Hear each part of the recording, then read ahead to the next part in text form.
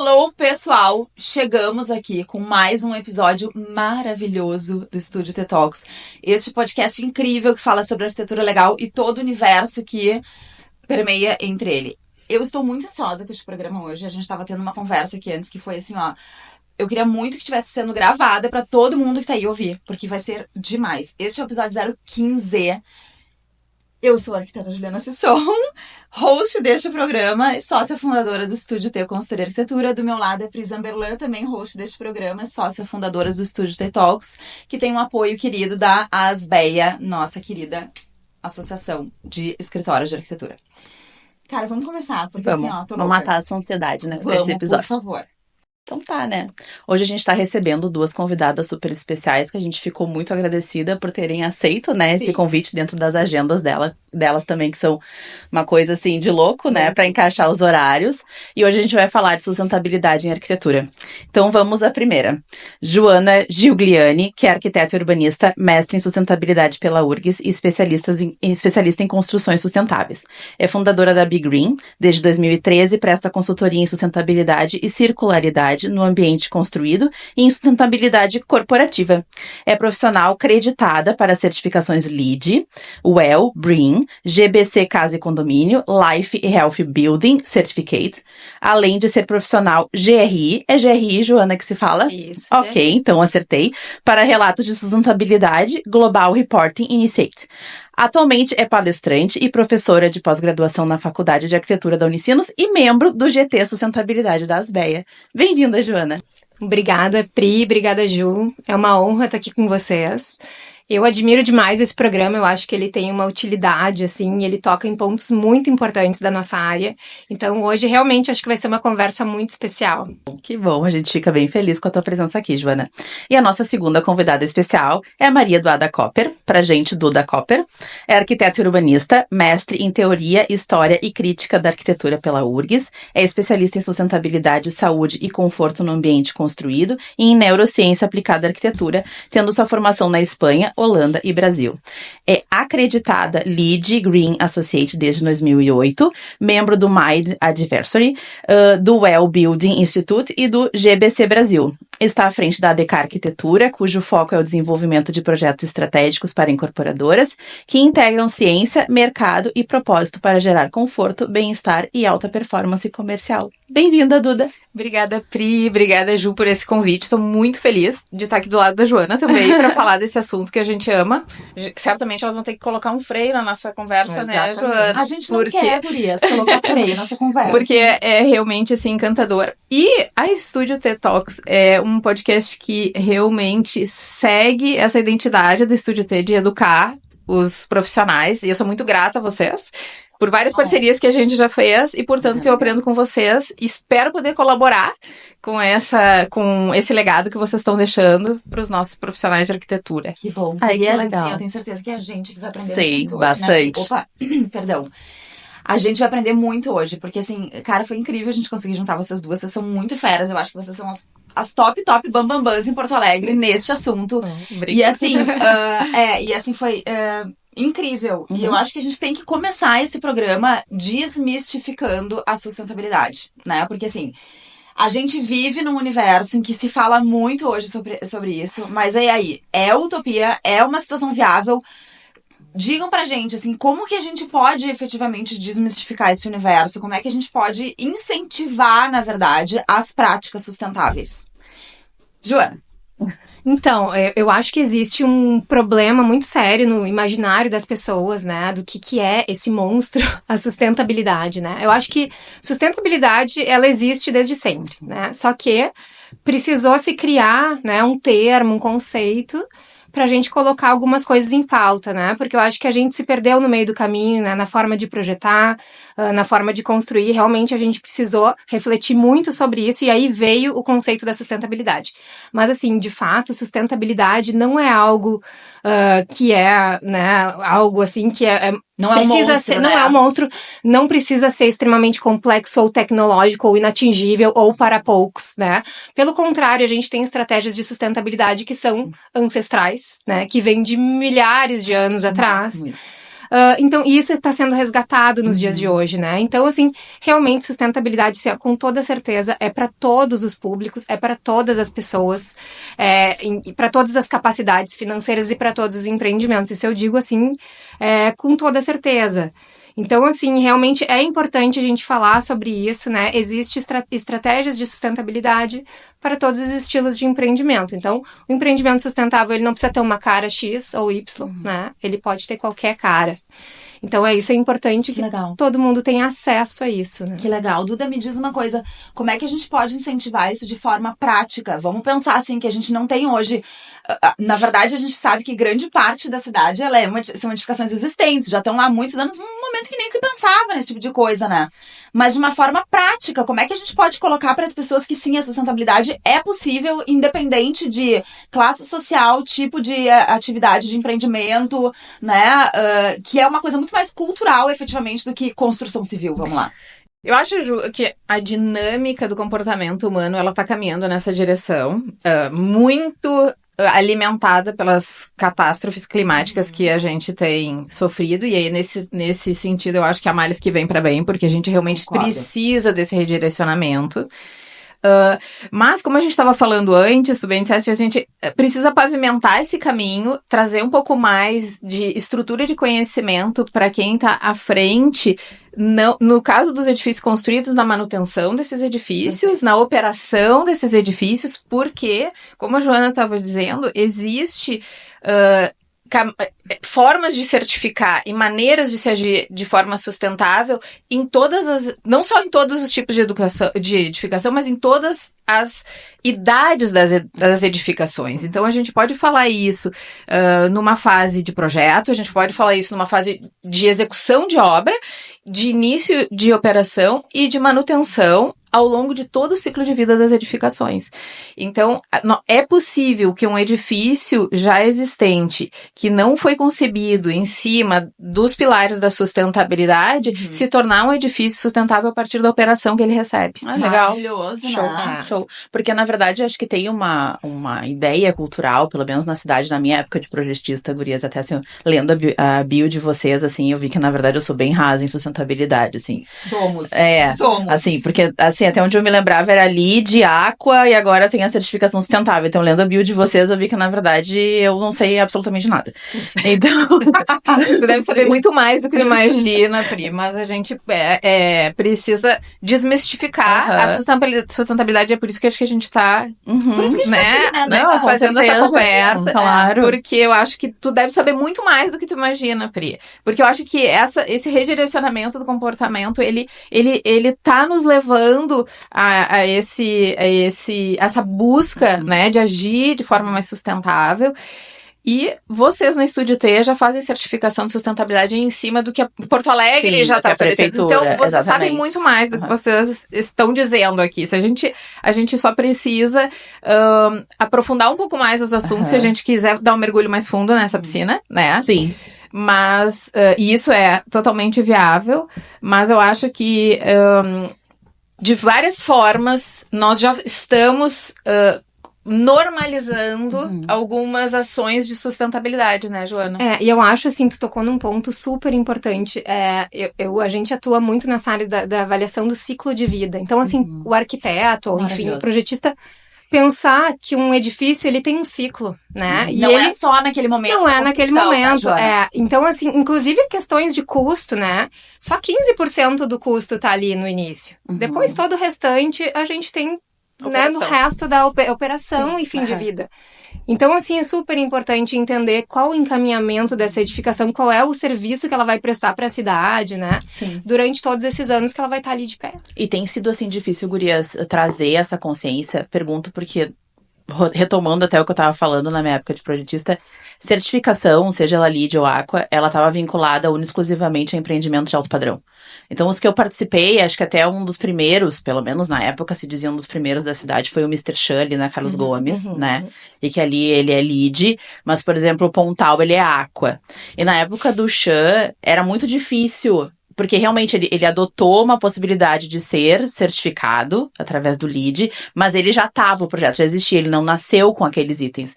Então tinha alguns itens que de fato eram difíceis naquele momento de atender, né? Então não sei, existe ainda essa dificuldade de fazer com que as pessoas comecem a mudar esse entendimento de que realmente é caro, de que isso só se aplica a alta performance, né, AAA, né, empreendimentos de alto padrão? Então, assim, a certificação, ela tem uma função, tá? Ela é um referencial técnico, então realmente quando a gente está num processo de certificação, a gente vai tratar de um processo técnico. Então, assim, ele vai acabar colocando aquele empreendimento e outros certificados numa mesma página e vai trazer referências que já são consolidadas no mundo todo. E se o requerente da certificação, o edifício, já não estiver dentro de um padrão um pouco próximo daquilo, realmente, né, vai ser algo muito fora daquele normal. E aí o impacto é maior. Mas à medida que vai se conhecendo, né, essa certificação que nem tu falou, Pri, foi o primeiro ou foi um dos primeiros, agora nós já temos vários, tá? Então aquilo vai se tornando conhecido, aquele caminho, aquele empreendedor que certificou uma vez, já está incorporando aqueles padrões, vai seguir, aquilo vai se tornando normal e vai impactar cada vez menos, até que daqui a pouco aquilo é o básico para ele. E isso serve para todo tipo de empreendimento. Como todo processo, né, ele exige, né, uma estruturação. Então, assim, eu não vou mentir aqui e dizer, não, a certificação é para todos os empreendimentos sem nenhum impacto. Não, porque a gente precisa estruturar um processo dentro daquilo.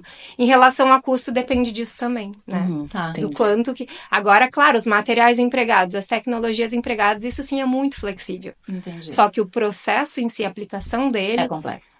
É um pouco mais complexo, tá? Até que se direcione bem. Eu acho, desculpa te interromper, Ju, mas eu acho assim, uma coisa muito importante para falar um pouquinho antes disso que a Joana colocou, é o seguinte: nós, no Brasil, iniciamos essa conscientização sobre a sustentabilidade nos edifícios, e aí eu digo para você assim, eu sou velha nesse campo, porque eu participei da primeira certificação do Brasil, que foi um banco real, em Cotia. Legal. E isso foi lá em 2006, gurias. Então, assim, por que era tão difícil e por que aquilo cunhou essa fama de ser mais caro e não ser para todos? Porque naquela época a gente estava importando uma certificação e ela não tinha tradução para a realidade brasileira. Hoje, a Joana sabe muito mais de certificações já traduzidas para a realidade da cultura construtiva brasileira do que eu, mas assim, a gente já tem essa facilidade, né, Joana? Sim. As certificações, elas já estão recebendo as traduções necessárias para se adaptar a cada realidade construtiva de cada país e, às vezes, dentro do Brasil, de cada região. Tanto é que uma das estratégias que mais pontua é a de inovação e a de nós conseguirmos atingir itens de regionalismo, de territorialidade, de enraizamento, né, nesse projeto arquitetônico. E isso é mais do que uma tradução, é uma valorização da cultura e da maneira, né, do modus operandi local.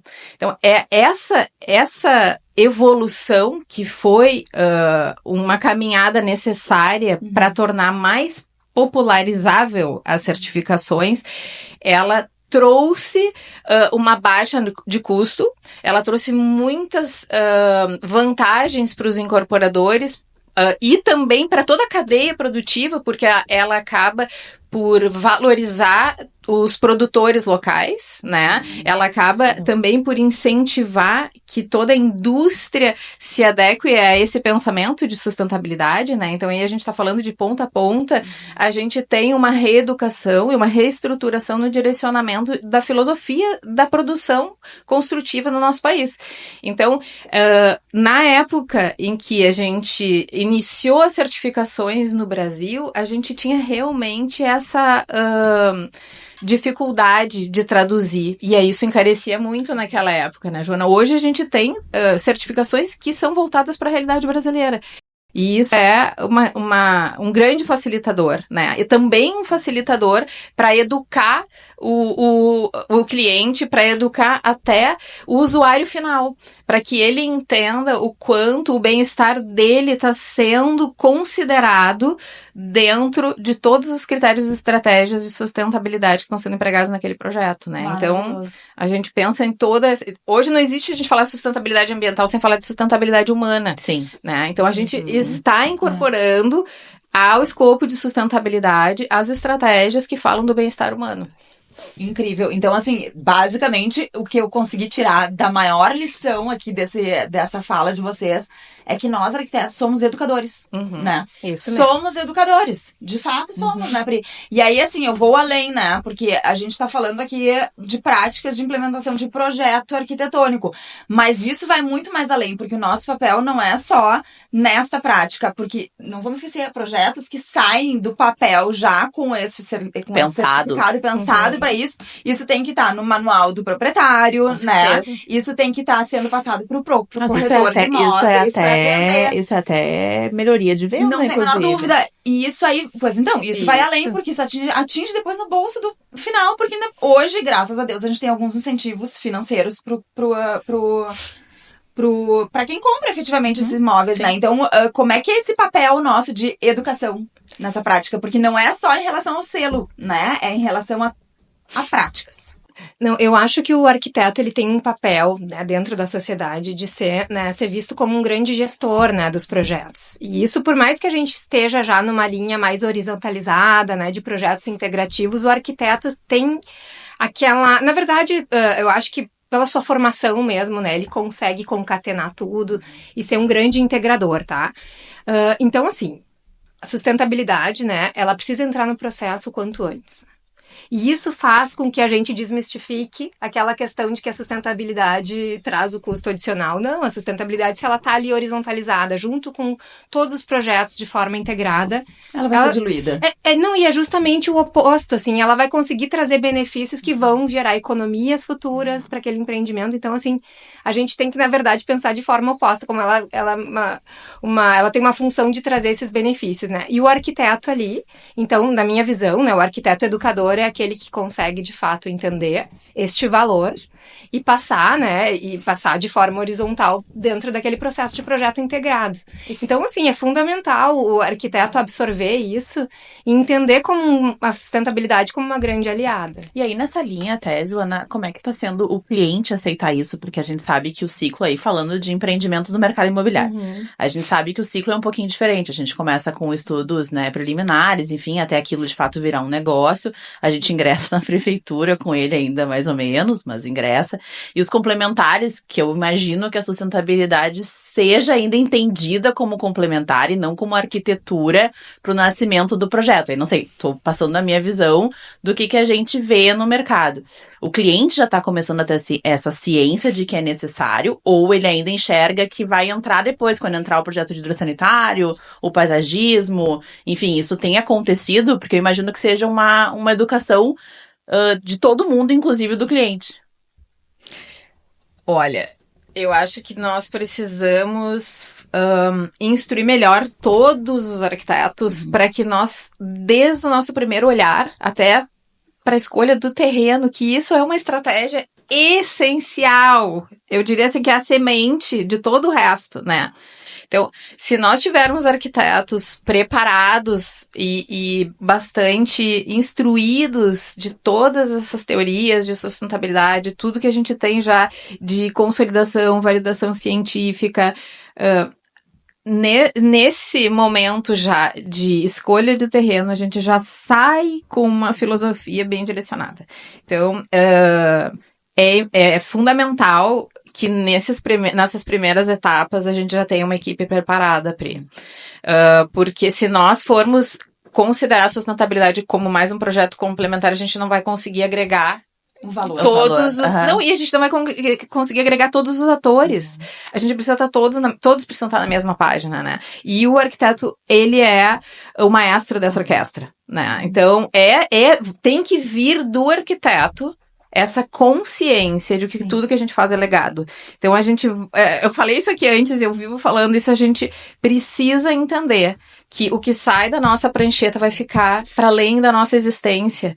Então, nós precisamos ter esse olhar. Nós precisamos entender que o produto que nós estamos desenvolvendo, ele vai ter um ciclo de vida muito maior do que a nossa própria existência. Então, a gente precisa pensar assim. E a gente também precisa pensar que essa arquitetura, ela tem que estar aberta a receber novas tecnologias, novos recursos, ela tem que ser flexível o bastante para atender todas as demandas que um futuro possa impor a ela.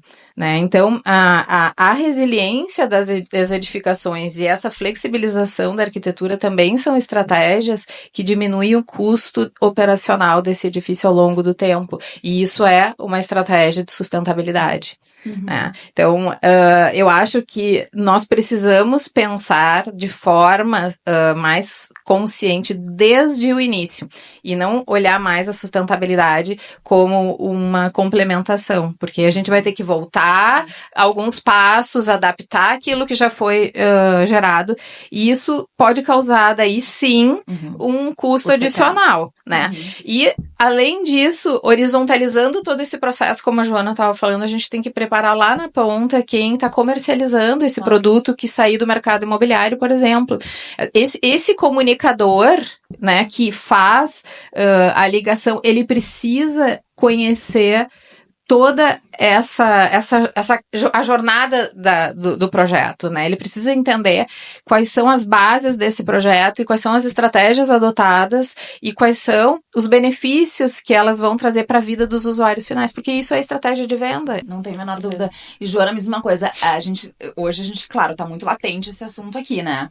Aqui conosco, obviamente, mas assim, na nossa classe, né? Vamos dizer assim, para aqueles arquitetos que estão começando, né? Assim, vocês já têm uma longa jornada nesse sentido, já estão ali super credenciadas em 1000 entidades maravilhosas, internacionais, mas a gente sabe que tem um caminho enorme para percorrer para te conseguir entender este processo de aplicação de todas essas estratégias num projeto, né? A gente tem, por exemplo, hoje tu é membro do GT de Sustentabilidade da Asbeia, que é um GT maravilhoso para vocês que estão começando aí, né? E querem saber um pouquinho mais. Tá aqui o contato das Asbeia, entrem em contato e falem com eles para querer se cadastrar nesse grupo, porque eu acho que vai ter muito valor.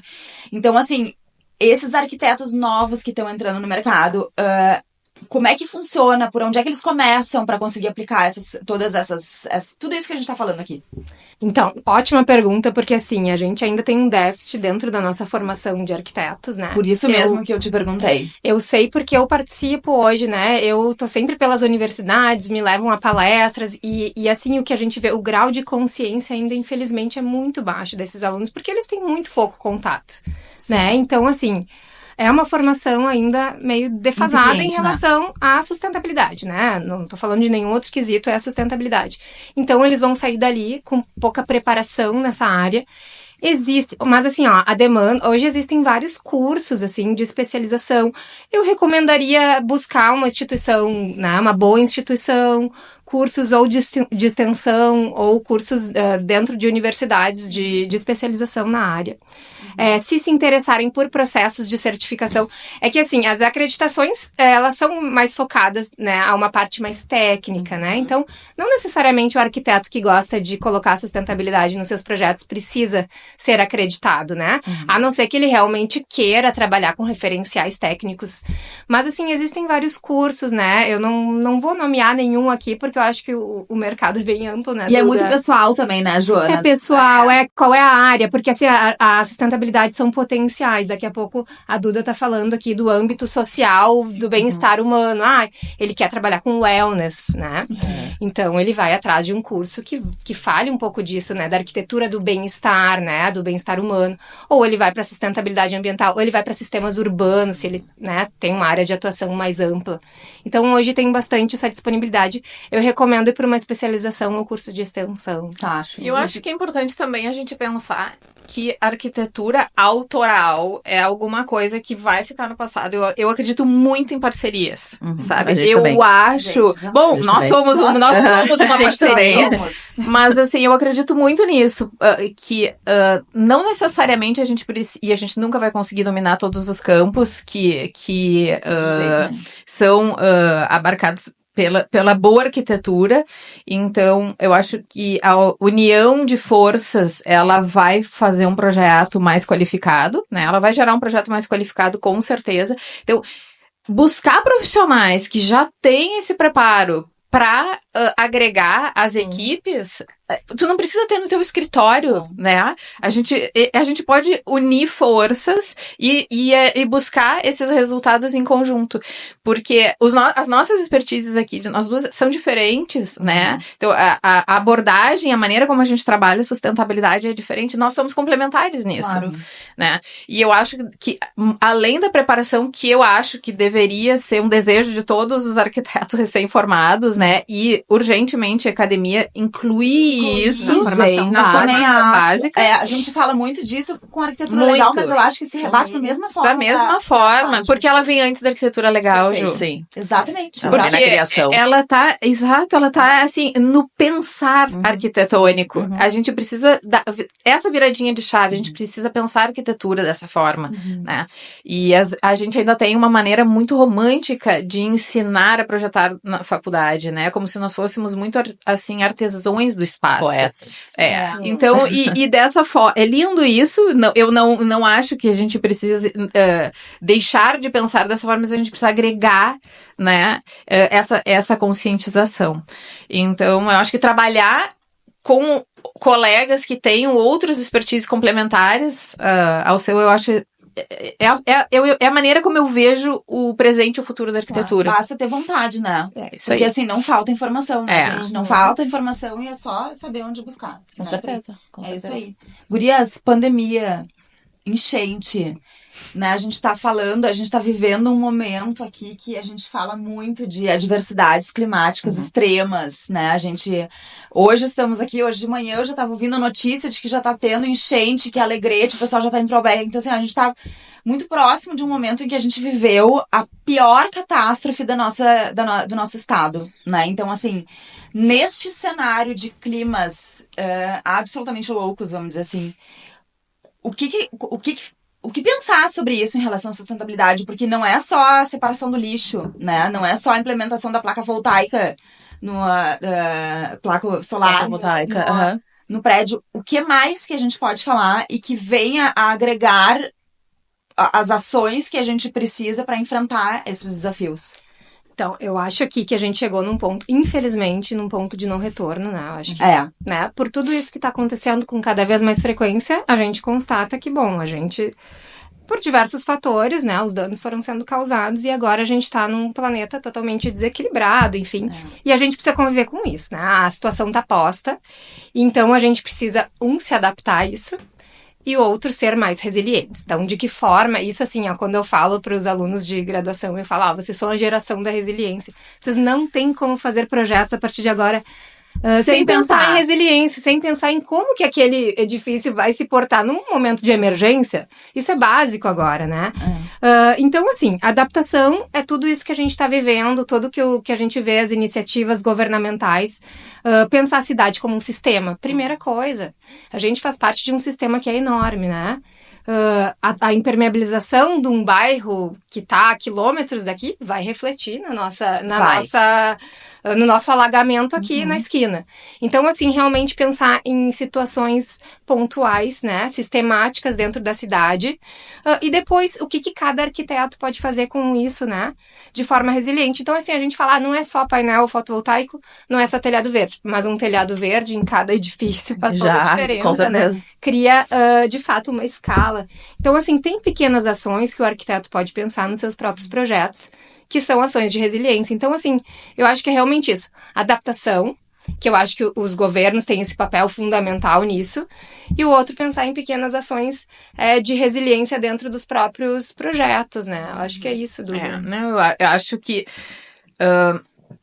saber que também o ambiente molda o nosso comportamento já reflete uma responsabilidade ao projetar em educar as pessoas, né, através do ambiente onde elas permanecem por mais tempo, sensibilizar as pessoas para esse tipo de comportamento mais sustentável, né, e valorizar esse tipo de estratégia, né, agora a gente fala sobre arquitetura, mas valorizar esse tipo de estratégia em todo o ambiente construído, em todas as escalas, né, e quando a gente fala que essas catástrofes, elas estão trazendo consequências, elas também estão trazendo maneiras de nós repensarmos as nossas atitudes, porque hoje a gente precisa falar de sustentabilidade porque acabamos nos tornando insustentáveis, né? Perfeito. Então, Nossa, a gente precisa também fazer uma limonada desse limão que nos colocam, né, para espremer, porque não existe voltar, né? A gente não tem como nem como ficar onde estamos e nem voltar. A gente precisa realmente buscar novas alternativas. E a gente, passando por uma pandemia, por exemplo, a gente viu essa transformação da maneira como a gente convive com o ambiente, assim, o quanto a gente valorizou o ambiente construído, né, as nossas casas, a gente passou muito tempo dentro de casa e aí, naquele momento a gente entendeu o quanto a qualidade do ar interno interferia na nossa saúde e o quanto o quanto a gente sentiu falta de estar em contato com a natureza, estar em espaços abertos. E aí, nesse momento, a gente teve uma grande conscientização a respeito da importância do design biofílico, por exemplo, porque ele traz inputs para o ambiente construído que nos conectam com a natureza, e a gente já tem uma validação científica sobre essas estratégias de design biofílico, mostrando que realmente elas nos conectam à nossa essência vital, né? Essa nossa necessidade inata de contato com a natureza e dessa sapiência de que nós fazemos parte de um ecossistema e nós não somos apesar do ecossistema, nós somos parte dele, né? Então, essas pequenas viradas de chave que as tragédias nos trazem, elas acabam se traduzindo em mais qualidade, né? Ou uma preocupação maior, uma conscientização maior para o ambiente. E a questão da enchente, obviamente, aí a gente pode pensar em todas as escalas, né? Na escala urbana, acho que também a gente precisa trazer mais a importância de nós cobrarmos das autoridades, né, que se construam ações de proteção urbana urgente, né, que a gente não dependa de uma campanha política para que isso aconteça, né, que a gente precisa realmente... Um pouco de uma tragédia, né? Exatamente, a gente precisa caminhar para isso. Então, elas foram questões que nos abalaram profundamente, mas que também nos trouxeram uma luz para que a gente evolua nesse sentido, né?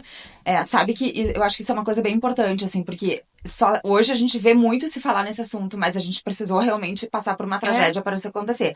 Eu não gosto muito de pensar dessa forma, sabe? Que a gente precisa passar por alguma coisa, aquela coisa de, só tomando nas costas. Mas isso é do humano, né, Ju? Isso é do humano. Eu tenho certeza que sim. A gente aqui em Porto Alegre agora vive um momento de revisão do plano diretor. Sim. E a gente já sabe que essas obrigações vão ser parte deste nosso plano, certo? Aí eu questiono um pouquinho, porque a gente sabe que isso é uma virada de chave, aconteceu, e a gente tem que pensar isso lá além.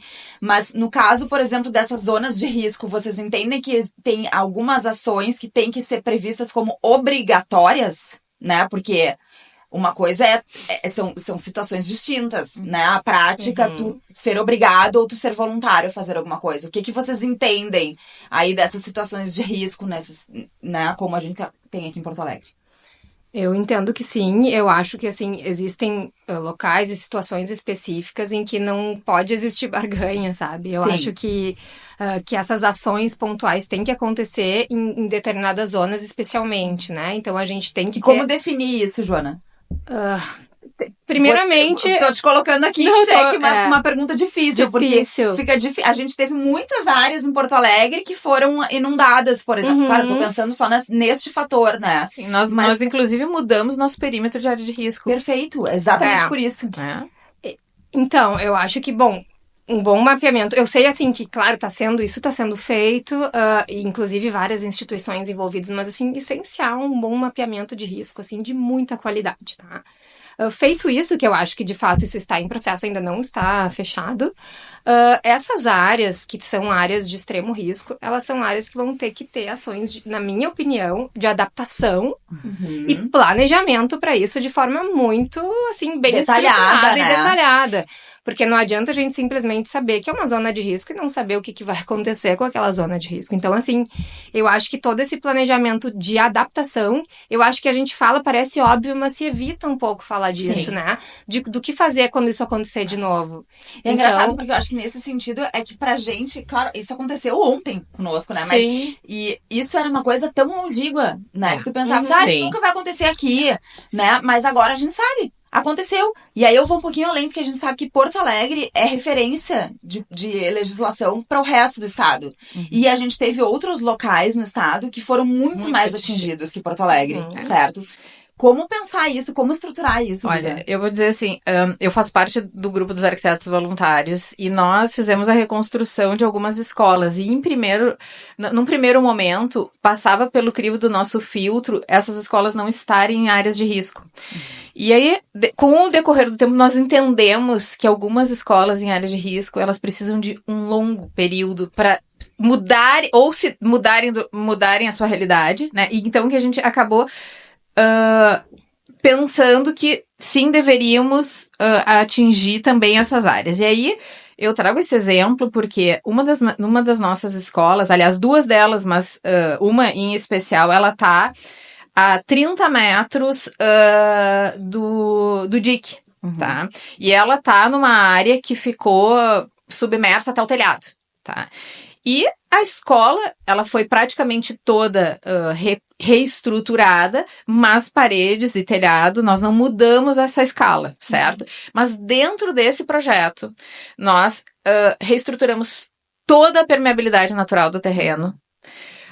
Nós fizemos tanques de contenção de água. Nós colocamos uma cobertura vegetal super permeável, tá?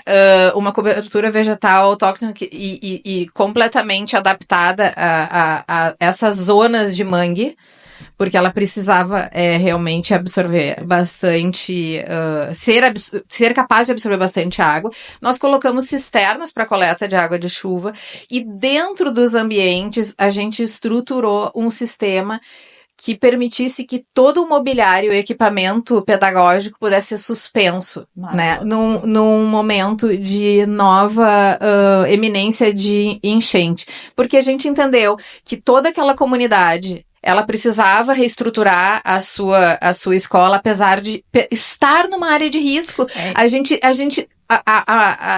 O tempo de urgência dessas pessoas não é o mesmo tempo de ação pública.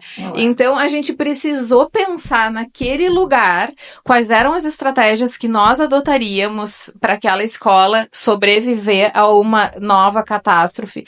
E até pequenos alagamentos que naquela região são comuns. Vai sempre acontecer. Exatamente. Então, nós colocamos comportas em todas as aberturas. Enfim, a gente adotou uma série de estratégias para fazer com que aquele fosse um lugar resiliente, para aquelas crianças poderem voltar para aquela escola.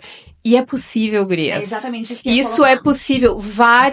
Claro que os arquitetos voluntários não têm braço para todas, né? Não. Então, várias outras escolas em área de risco, elas são viáveis. Elas são viáveis dessa forma, mas elas ainda não foram reconstruídas, Ju. Perfeito. E tu vê só, né, Bia, eu tenho certeza que tu concorda comigo, mas são ações simples. Que poderiam perfeitamente se tornar obrigatórios num plano para em zonas de área de risco. Tô certo, tá? Não, concordo, só acho que tem um ponto social, né, que a gente tem a questão de que as pessoas vivem nessas áreas de risco e que isso sempre vai voltar a acontecer e que realocar elas é muito difícil por uma questão de pertencimento, né? Não vai acontecer. É muito pior. Que, claro que o ideal seria elas não estarem ali, né? Isso seria o ideal pra gente saber que, adotar que aquilo é uma área de risco, aquilo é alagável, mas as pessoas vivem ali, né? Eu acho que então o que a Duda falou foi perfeito. Eu acho que esse planejamento adaptativo e ao mesmo tempo a gente ter ações daqui para frente, né? O que faz para minimizar isso dentro de um sistema cidade? Então, aos poucos, se a gente for adotando medidas, né, que são estratégicas, ao mesmo tempo que tem medidas de adaptação, como dessa escola e de outros locais, isso vai sendo, assim, ao longo do tempo isso vai sendo minimizado, né? É o que a gente acredita. Vai se tornar natural, né, Joana? Vai se tornar natural e menos impactante, né? Então, quando isso acontecer numa terceira, segunda vez, né? A gente já vai estar um pouco mais preparado. E essas medidas que foram tomadas no sistema da cidade vão ajudar, assim, que nem a gente fala muito de cidades esponjas, né? Sim. Então, o dia que a gente chegar lá, de fato, né? Num nível de cidade esponja, eu tenho certeza que um acontecimento desses não vai ter o mesmo impacto que teve, né? Então, eu acho que essas duas é uma caminhada contínua e paralela. Né?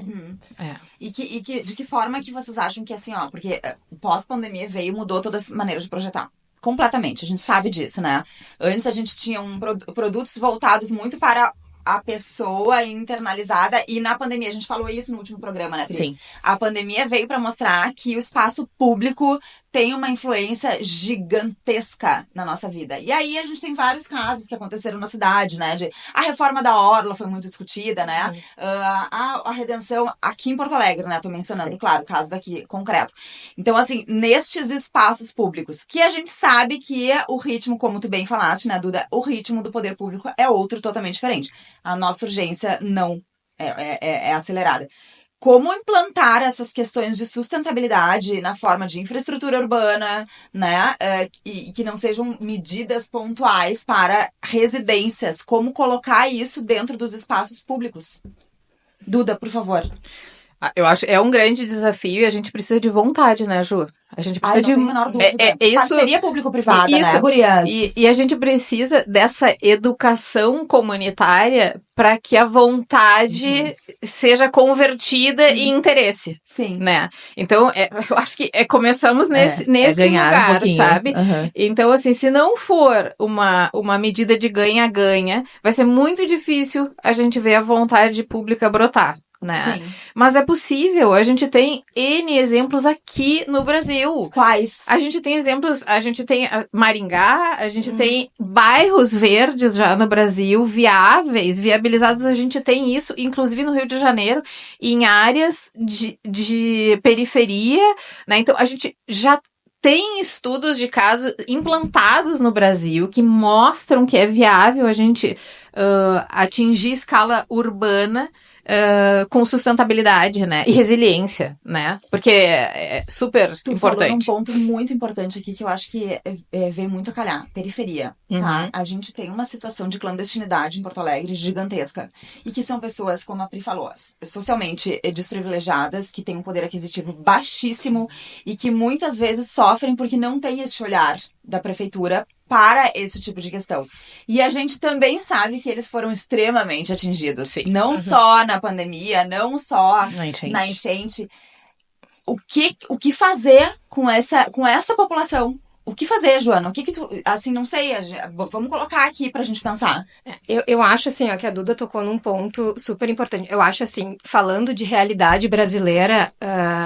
nosso poder público não tem esse aporte de fazer tudo sozinho, Perfeito. Né? Não tem como viabilizar tudo esperando que o governo faça tudo.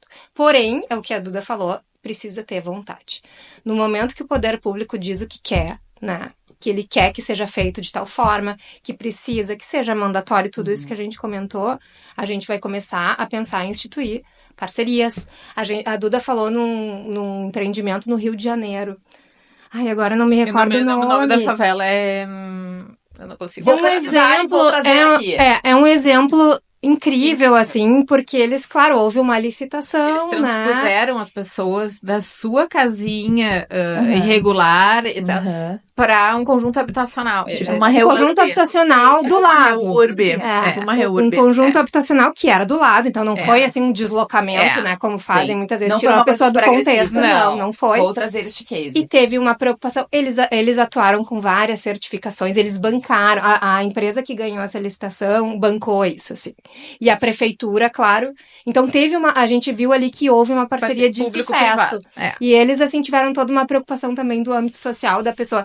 A pessoa que já estava acostumada àquele ambiente, Sim. como fazer com que ela fique dentro da sua casa, né? Não Que coloca não ela dentro do perca cubo. que não perca esse sentimento, né? De Exato. pertencimento. Então teve esse trabalho. Então, assim, ali a gente viu que foi uma parceria funciona. de sucesso. Porque assim, a gente vê, hoje são pessoas que não têm saneamento básico, né? Então aí tu, não, mas só um pouquinho, o que tu tá pensando em sustentabilidade de uma pessoa que não tem saneamento básico? Não, isso é verdade. Possível, né? Ju, o ambiente construído é uma questão de saúde pública. Perfeito. Isso é uma questão de saúde pública. Eu não consigo...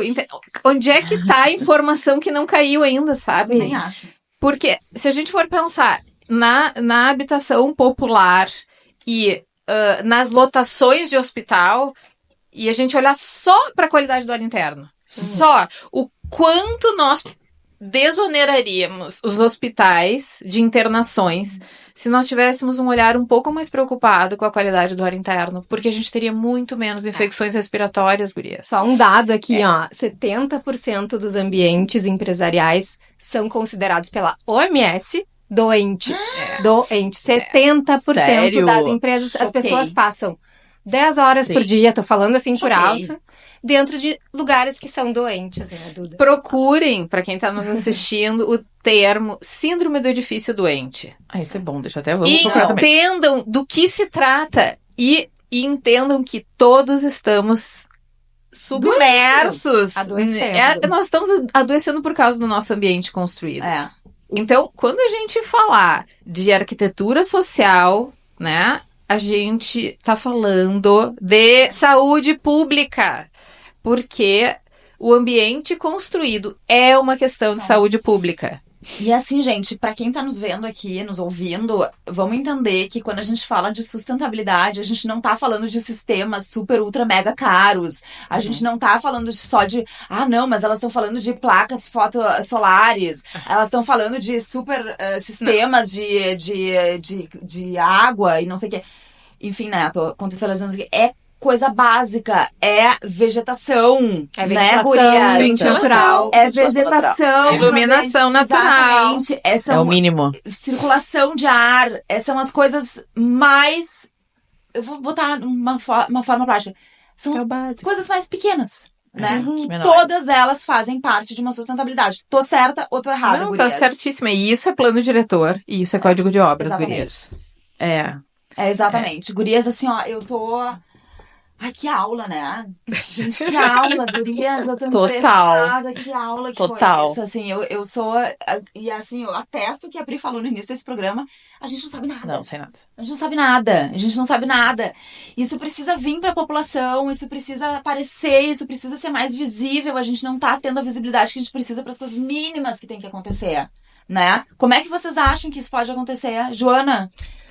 Olha, eu acho que a gente tá num caminho, sabe, Ju? Eu vejo, assim, cada vez mais a gente poder disseminar. E uma coisa que eu me proponho como missão profissional, assim, é dialogar com todos os setores. Eu acho, assim, às vezes a sustentabilidade é tida como algo à parte, ou algo que é muito, assim, combatente, né, ao setor imobiliário, né, em que a Duda atua com Maestria. Com maestria, e eu acho, assim, ter diálogo entre todos os setores, expondo esse tipo de coisa. Justamente a certificação de Porto Alegre nos trouxe um pouco mais para perto. Real, né, Joana? Então, assim, é dialogar e ir apresentando. Eu acho que esse tema tá super em pauta, eu acho que a gente tá num caminho.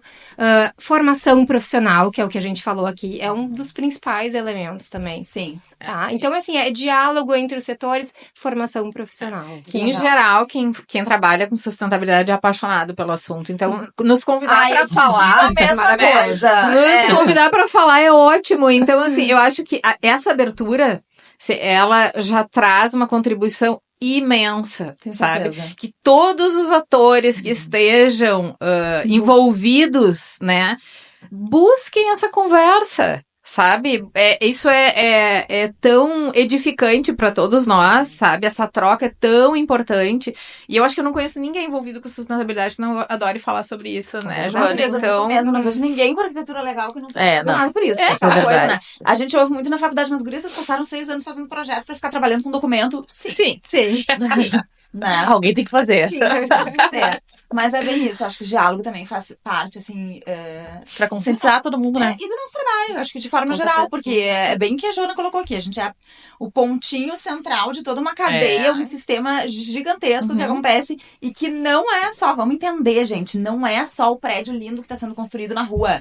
É dentro do poder público, é conseguir fazer esse elo de ligação com as necessidades básicas do ser humano e a implementação disso de uma forma num contexto muito amplo, né? Ai, gurias, sério, foi incrível. Ai, que até, né? Tá bom. É sempre rápido, né? É sempre. A gente podia... eu acho que eu podia ficar aqui com vocês, assim, mais uns 3 dias falando. Assim. Mas eu acho que a gente vai ter que vir aqui num outro momento, né?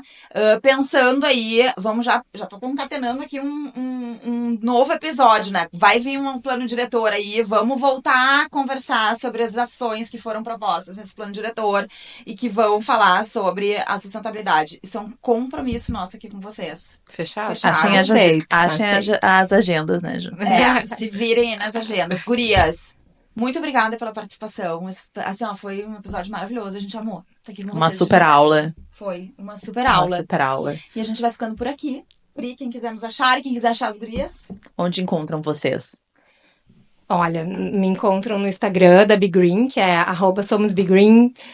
Me encontram no site, me encontram no nosso site, tem contatos telefônicos, e-mails, a gente fica super à disposição para tirar dúvidas, enfim, para conversar sobre o tema. Então, assim, portas muito abertas para qualquer pessoa que queira conversar conosco. Legal. Que bom. Duda. Instagram é @arquiteta Duda Cooper e no LinkedIn também, que é a minha rede social mais atuante, é arquiteta Duda Cooper. E a gente tem um site também, a gente tem muito trabalho com a rádio arquitetura também, enfim. Eu tô super aberta a conversar, eu adoro esse tema. Que bom. E eu não acredito em arquitetura sem a sustentabilidade, então... Ai, que bom que vocês têm essa missão, porque eu acho que vocês têm uma missão. Na verdade, eu acho muito que neste momento, principalmente que a gente está vivendo no universo, né, com a expertise que vocês têm uma missão. Muito mais do que ser um profissional apenas, sabe? Uma missão de mudar a mentalidade desse povo todo que tá aí. Né? Muito legal. Obrigada. Obrigada. Muito obrigada. A gente quer agradecer também a Asbeia, nossa patrocinadora querida. E quem quiser saber um pouco mais sobre sustentabilidade, sobre esse assunto maravilhoso que a gente trouxe aqui hoje, entre em contato com eles, o telefone tá aqui embaixo. Eles têm um GT de sustentabilidade incrível. A Joana é parte integrante desse GT. E eu tenho certeza que todos esses assuntos que a gente falou aqui, eles vão abordar lá. Eu acho que vai ser muito bacana.